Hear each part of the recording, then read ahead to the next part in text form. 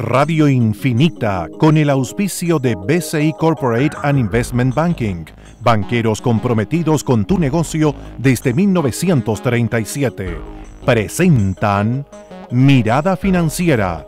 La periodista Paulina Yarur analiza los principales hechos que mueven a los mercados financieros de Chile y el mundo. Bienvenidos, comenzamos a hacer esta mirada financiera hoy transmitiendo desde el edificio corporativo BCI, desde su piso número 15, acompañada de Claudia Torres, gerente de Research y Asset Location de BCI Asset Management. ¿Cómo estás, Claudia? Bienvenida. Bien, Paulina. Tenemos hartas cosas que comentar, pero antes lo que esperan nuestros auditores, ¿cómo han estado los mercados en el día de hoy? Y han estado más bien positivos. Si uno mira, por ejemplo, Europa y Estados Unidos, bastante en alza. En Asia tenemos algunos indicadores como el Nikkei y Shanghai que bajaron en el día de hoy. Partimos con el Nikkei, un 0,94, abajo el Hang Seng de Hong Kong, arriba un 0,11, Shanghai 0,77, pero a la baja. En Europa, el FTSE 100 de Londres avanzó un 1,35, así mismo lo hizo el CAC 40 de París, 2,18, DAX alemán 2,46, IBEX 35 de España 2,34. En Estados Unidos, a esta hora, el Dow Jones sube un 1,16%, el Standard & Poor's también crece un 1,27% y Nasdaq, el tecnológico, también avanza un 1,85%. A nivel local, el IPSA está subiendo hasta ahora un 0,11% y el IXPA también aumenta un 0,27%. ¿Qué pasó con el cobre en el día de hoy? Tuvo un avance de 1,42 con respecto al cierre de ayer. Primer avance, la verdad, que en más de 10 días. $2,100. Y tenemos el dólar, que si bien tuvo un retroceso, fíjate, terminó con avances en $1 con respecto al cierre de ayer. Comprador 6.95,2 y vendedor 6.95,5. Recuerde que nos puede escuchar online en www.infinita.cl. Nos vamos a nivel internacional, ¿te parece? Claudia, vamos a ver un poco, hay algunas noticias con respecto a la economía estadounidense. En el día de hoy sale la venta de casas nuevas en Estados Unidos que muestra el mayor avance en 24 años.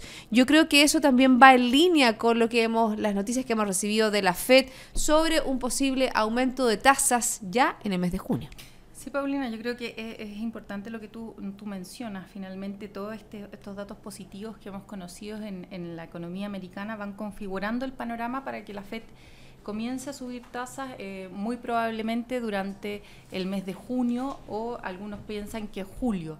Pero la verdad que más allá de esa fecha no debiese retrasarse el alza de tasas. Va a ser clave que lo que pase en las próximas semanas con las nóminas de empleos no agrícolas. Un poco lo que menciona la FED es que ellos van a estar bastante atentos a lo que suceda con el mercado laboral. Ahora, independiente de que el número sea quizás algo por debajo de las expectativas, hay que recordar que la economía americana viene creciendo ya hace un buen tiempo en la cercanía del 2%. Y esa es lo máximo que podríamos, o el potencial que tiene la economía americana para crecer. Por lo tanto, la generación de empleo en algún minuto durante este año va a empezar a ralentizarse, o sea, se va a empezar a disminuir, o las tasas de creación de empleo van a ser algo menores. Pero estamos con un desempleo muy bajo, pequeño, o sea, un 5%. O sea, finalmente estas tasas son muy cercanas a lo que es el pleno empleo de la economía americana.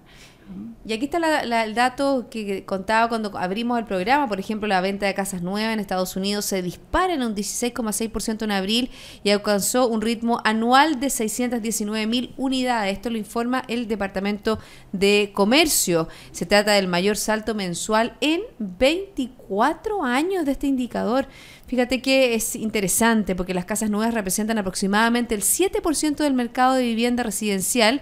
Y obviamente que es interesante también el precio de las viviendas, que refleja un aumento de un 9,7% con respecto al mes anterior. Mire, y mañana también sale otro dato que es bastante importante, que es el PMI del sector servicio. Hay que recordar que finalmente, que es lo más importante para la economía americana, es el sector servicio más que la manufactura.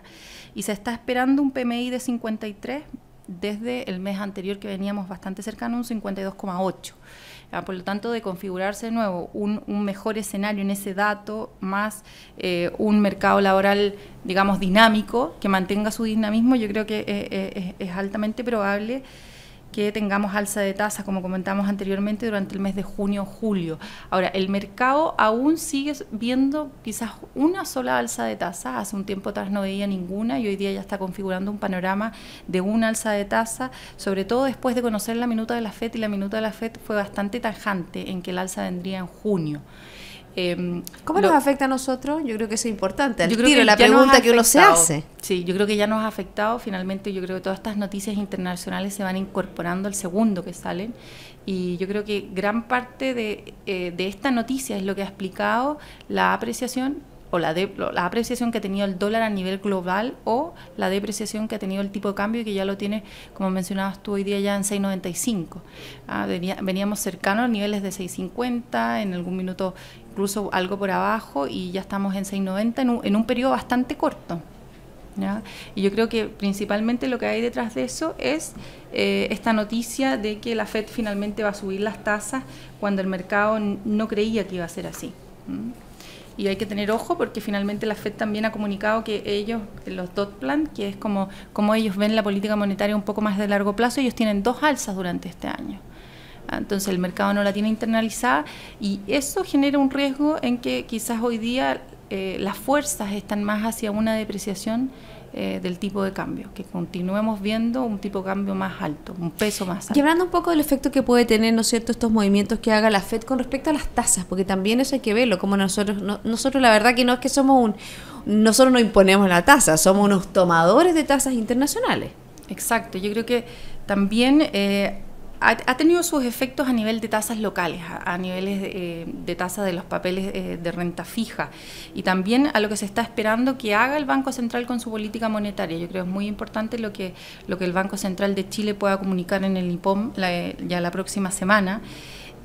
¿Cambiará el sesgo hacia una alza de tasas durante este 2016? Nosotros creemos que sí. Nosotros creemos que sí, quizás va a ser muy cauteloso, quizás el escenario de inflación no va a cambiar. Recordemos que en el último IPOM el Banco Central habló de que terminaríamos el año 2016 con una tasa del 3,6. Probablemente eso no va a cambiar.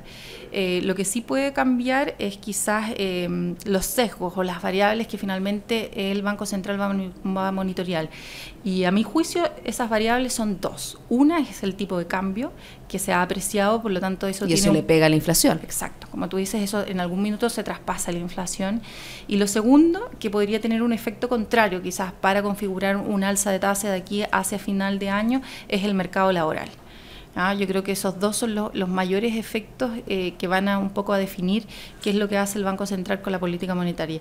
Hoy día porque por ejemplo un aumento del desempleo, que es lo que prevé, traería, ¿no es cierto?, una baja de los sueldos, que son también 2 impactos importantes que tiene la inflación en nuestro país. Exacto, y además quizás la inflación de los servicios también tendería a caer. Entonces, yo creo que por el lado de los alimentos son factores que quizás este año están algo más acotados de lo que eran los años anteriores. Pero sin duda el tipo de cambio y también lo que pase con el petróleo van a poder un poco ayudarnos a guiar qué es lo que está pensando el Banco Central. ¿Viste lo que dijo Goldman Sachs con respecto al petróleo? Ya empiezan a haber tendencias al alza entre $50 y $60. Lo que ve es un análisis que hace de aquí al 2020, tampoco es de mañana o pasado, pero es una proyección totalmente distinta a la que hacía a principio de año. Es distinta y en general lo que nosotros, creemos. El petróleo siempre es bien difícil de estimar, porque la verdad que yo tampoco nunca vi ninguna razones de que se cayera tan rápido desde los $100 a los 20, que casi en algún minuto llegó. Y ahora, si bien hay alguna racionalidad en este mercado, cuando hay excesos de oferta, eso se tienden a cerrar. Y es lo que ha pasado y que ha permitido que el petróleo se encuentre en los niveles actuales, en niveles más de $45 el barril. Pero finalmente también a estos niveles ya empiezan a volver a ser competitivos, por ejemplo, el shale oil, a estos niveles, a niveles de 50. Por lo tanto, yo veo difícil una recuperación tan importante en en términos del petróleo si efectivamente el problema es un problema de oferta o demanda. El tema es cuando hay flujos especulativos que van más allá de estas razones, digamos, que pudieran explicar que el precio en algún minuto tocara sobre los $60 el barril. Bueno, ahí está un poco el gallito que trataba de hacer la OPEP, ¿te acuerdas? Ellos imitando un poco la producción, pero ahí le salió el juego un Irán que estaba muy pendiente de vender, aunque sea más barato, petróleo, porque estuvo tantos años en que ellos no podían vender este producto, y obviamente que para su alicaída de economía sabemos, ¿no es cierto?, que ha tenido una economía muy compleja ese estado de Irán. Sí. Yo creo que eso es un signo que por términos de racionamiento, quizás hay una sensación en los miembros de la OPEP que a esta tecnología basada 100% en el petróleo, quizás también no quedan muchos años y están todos dispuestos a extraer lo máximo posible los años que le queden. Ya, yo creo que eso es una idea que se ha instalado. Ahora, lo que yo también decía, tampoco sería raro verlo en $60 el barril, pero si son solo por efectos de demanda y oferta real, finalmente la demanda, el mundo no está creciendo de forma boyante para efectivamente demandar una gran cantidad de petróleo. Y lo vemos con el cobre, por ejemplo. Lo vemos con el cobre también. Por lo tanto, solo por esos efectos a mí me cuesta pensar que el petróleo se pudiera ubicar, no sé, en niveles de $60 el barril. Nos vamos a Europa. Hoy día hay noticias también con respecto al Banco Central. También hay noticias con respecto a Alemania. Salieron algunas cifras de la economía alemana. Por ejemplo, la segunda revisión del PIB en el primer trimestre de este 2016 mantiene un crecimiento de un 0,7%. También habíamos tenido durante esta semana indicadores de, la verdad, que un crecimiento más moderado de la zona euro. Tenemos varias variables que están incidiendo, ¿no es cierto?, en generar también preocupación. Hoy día leía una nota que tiene que ver con el Brexit en Gran Bretaña, por ejemplo.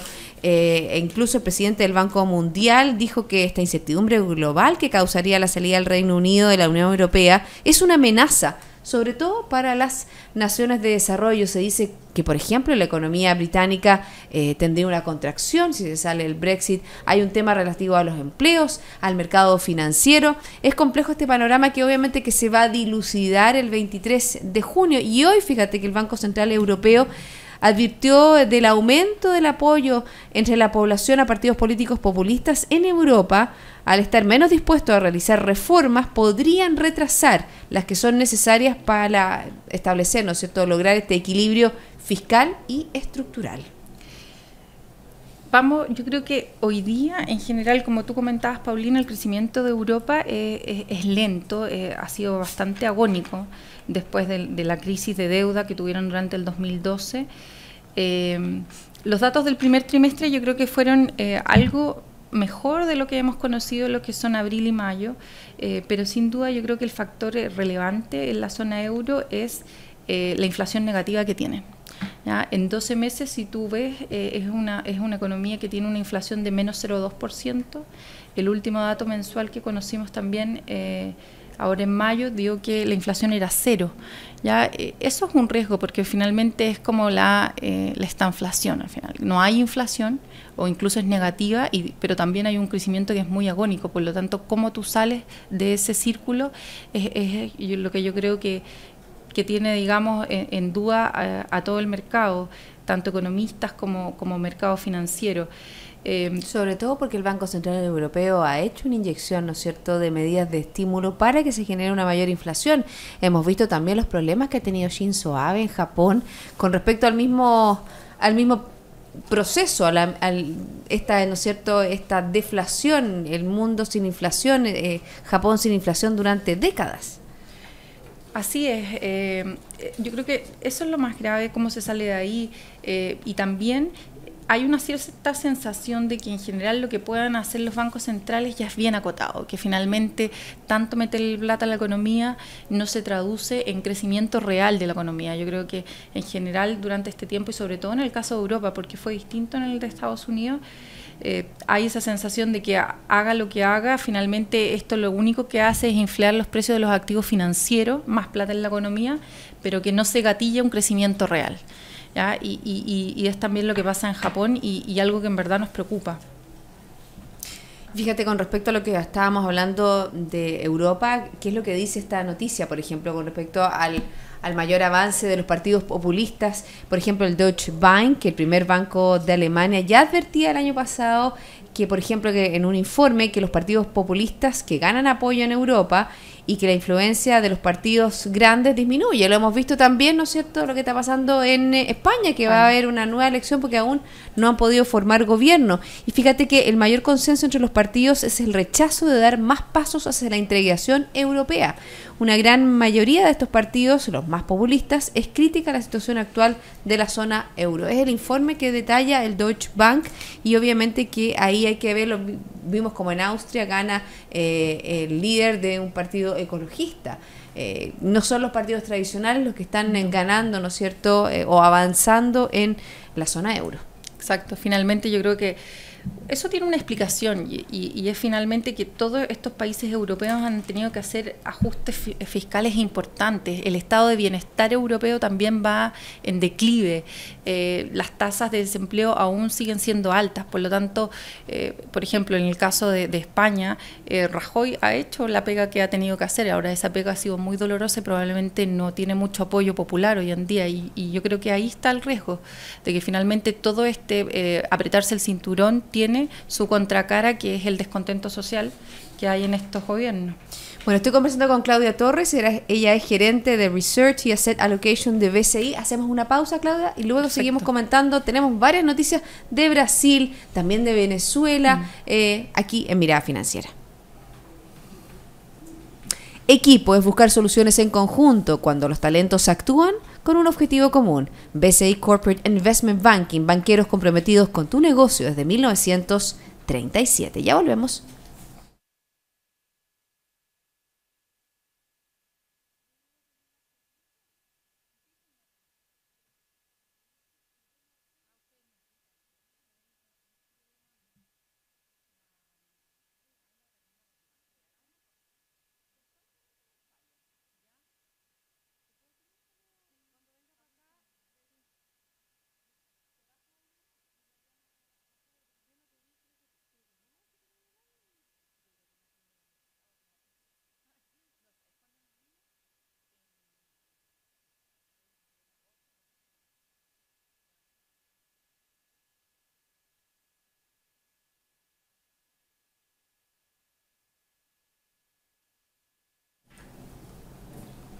Ya estamos de vuelta, seguimos aquí en Mirada Financiera conversando con Claudia Torres, gerente de Research y Asset Location de BCI Asset Management. Claudia, yo creo que es interesante también dar una mirada a lo que sucede en Brasil. Vemos como este mandato del presidente interino Michel Temer ayer tuvo una primera baja, el ministro de Planificación, por esta grabación que salió a la luz. En el día de hoy hemos conocido una serie de planes con respecto a dar una mayor restricción en el gasto fiscal, que es una de las principales talón de Aquiles que tiene la economía de Brasil, entre muchos otros. Tú tienes el dato de la deuda fiscal, por ahí lo estábamos conversando antes del programa. Sí, yo creo que, como dices tú, el gran desafío de Brasil finalmente es hacer un recorte y ajustarse como a su nueva realidad de ingresos. Ellos hoy día tienen un déficit del sector público que en el 2015 alcanzó un 10% del PIB, que es una cifra demasiado alta, y que si bien este 2016 se espera que caiga a 8% del PIB, sigue siendo una cifra bastante alarmante desde ese punto de vista. Hay que recordar que ya un poco por este desorden de cuestas fiscales, Brasil ya perdió el grado de inversión, algo que le había costado mucho construir, y en general los desafíos para cualquier gobierno que asuma, sea Temer o en 6 meses más sea Dilma, es hacer los ajustes fiscales y las reformas de largo plazo que hay que hacer. Yo creo que ahí las reformas son dos. Una, la reforma al sector de pensiones. Finalmente los brasileños hoy día se jubilan a los 50 años y eso es una realidad que no resiste análisis. No hay ningún sistema que pueda financiar esa edad de jubilación y en general todo el resto del mundo va a extender los periodos de jubilación. Y el resto tiene que ver con los gastos de gobierno, que hay muchos gastos que están en la ley, por lo tanto no es tan fácil en momentos de bajo crecimiento poder ajustar esos gastos si es que están por ley, ¿ya? Esas son las dos reformas que se tienen que pasar. Exactamente, y fíjate que Temer en una reunión con los líderes de los partidos del Congreso anunció 6 medidas, algunas de las cuales, como tú bien decías, exige la aprobación parlamentaria destinadas esencialmente a sanear las cuentas públicas y recuperar la confianza de los inversores. Yo creo que eso es muy, muy importante. El presidente interino afirmó que el Tesoro Nacional será reforzado de manera inmediata con 100 mil millones de reales. Y también, por ejemplo, las medidas también pueden ayudar a reducir el histórico déficit fiscal primario previsto para este año. Yo creo que es interesante el concepto, lo que está intentando hacer Michel Temer. Recordemos que tiene problemas dentro del Parlamento. Vamos a ver si logra sacar adelante estas medidas que significarían, yo te diría que más que sabemos, ¿no es cierto?, que pasar de decrecer a crecer, años, incluso meses, mucho tiempo, pero es el shock de confianza que puede dar a los mercados internacionales estas medidas, ¿no es cierto?, pro mercado que puede hacer Michel Temer. O sea, yo creo que hay mucha expectativa de los mercados. Yo creo que por esta misma razón es que Brasil, las acciones brasileñas en lo que va del año han subido más de un 26%. Es por esta expectativa de que había un gobierno, que era el gobierno de Dilma, que quizás tenía cero probabilidad de hacer reformas, y quizás la llegada de Temer o incluso la posibilidad de que Dilma en algún minuto renunciara hace que esa probabilidad que hoy día sea cero sea quizás algo más de cero, ¿ya? Que sea un 5, un 10, un 15%. Es difícil poder evaluar desde el punto de vista financiero Brasil, porque cuando uno ve tantos conflictos, ve una inflación disparada, tasas de interés muy contractivas a nivel real, y un aparato público que en términos de deuda y de déficit es muy importante, cuesta ver cómo van a poder salir, ¿no? Yo creo que la inversión privada sí es una opción para poder empezar a financiarse, pero se tienen que dar señales bastante concretas de cambios, de reformas, y finalmente se tiene que ver qué es lo que va a pasar en lo político. Si Temer está por 6 meses, tiene un equipo, un gabinete, yo creo que bastante cercano al mercado, pero hay que ver qué pasa. Yo en Brasil no descartaría que en 6 meses más incluso pudiera volver la Dilma. Quizás las posibilidades son menores hoy en día, pero algo podría pasar. El sistema político también es un sistema que está bastante desprestigiado, y finalmente hay pocos nombres que quizás hoy día puedan contar con la aprobación del pueblo. Ese es un tema a analizar, y vamos obviamente que estar pendientes a lo que significa esta nueva oportunidad que puede tener Brasil, una oportunidad que busca también la oposición venezolana. Vemos como ya tiene un programa de shock listo, dispuesto, por si Maduro, ¿no es cierto?, se fuera del poder. Yo creo que las lecciones que en el fondo han dejado Argentina son muy válidas para lo que pudiera ser en algún minuto Venezuela. Quizás para llegar al punto Argentina, Venezuela va a tener que todavía transitar por un camino político mucho más incierto, y que uno la verdad que no tiene mucha idea de cómo se va a resolver. Quizás a nadie en Latinoamérica le gustaría que en Venezuela, por ejemplo, se generara una guerra civil. Pero yo creo que es importante también pensar cómo se sale de la situación en que están, y claramente ahí hay que hacer muchos ajustes. La verdad que yo creo que la economía venezolana, en el lado fiscal, en la moneda, en el riesgo, por ejemplo, país está a niveles récord. Si uno empieza a comparar la cantidad, estamos sobre los 5.000 puntos, y nosotros estábamos viendo también antes del programa, comparándolo con Chile, creo que nosotros tenemos 100. Sí, y Brasil, con toda su complicación política, económica, está en niveles de 350, el CIDES de Brasil a 5 años, por lo tanto, o sea, imagínate 5.000, con un desempleo que bordea el 30%, con una inflación desatada, ya ni siquiera se habla.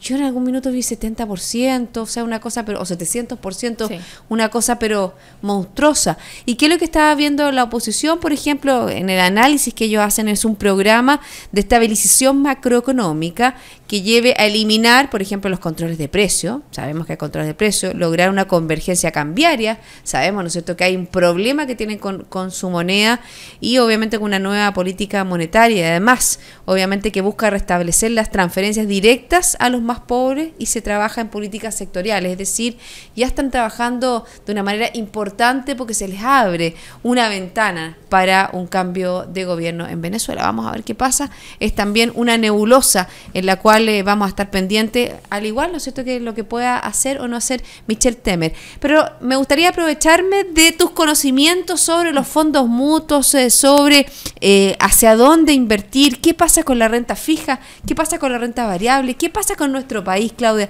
Cuéntanos, haz un análisis un poco de lo que podemos esperar.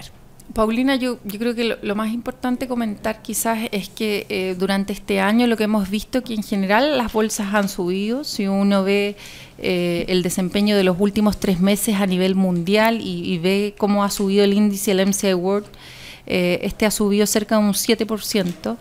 Y eso no ha ido acompañado de crecimiento de las utilidades de las compañías. Hemos visto, por ejemplo, en el caso americano, que ya han reportado aproximadamente el 74% de las compañías del S&P y que los resultados no son muy buenos. Las utilidades han caído un 6% y alguien diría, bueno, pero eso es muy asociado al sector de energía y tienen razón. Pero el resultado, sacándole el sector energía del crecimiento de las utilidades, finalmente un menos 2%, por lo tanto los otros sectores tampoco son bollantes. El crecimiento de utilidades esperado para la economía americana es este año de cerca de un 1,5% y para el mundo de un 3%, por lo tanto estamos hablando de crecimientos de utilidades bastante acotados. Eso ha hecho que nosotros estimemos que en general las acciones, sin hablar de nombre a nombre, sino que las acciones en general están un poco sobrevaloradas y eso ha hecho que nosotros hemos empezado a tomar utilidad y a bajar nuestra posición en los portafolios globales que tenemos, que tienen renta variable y renta fija a nivel global.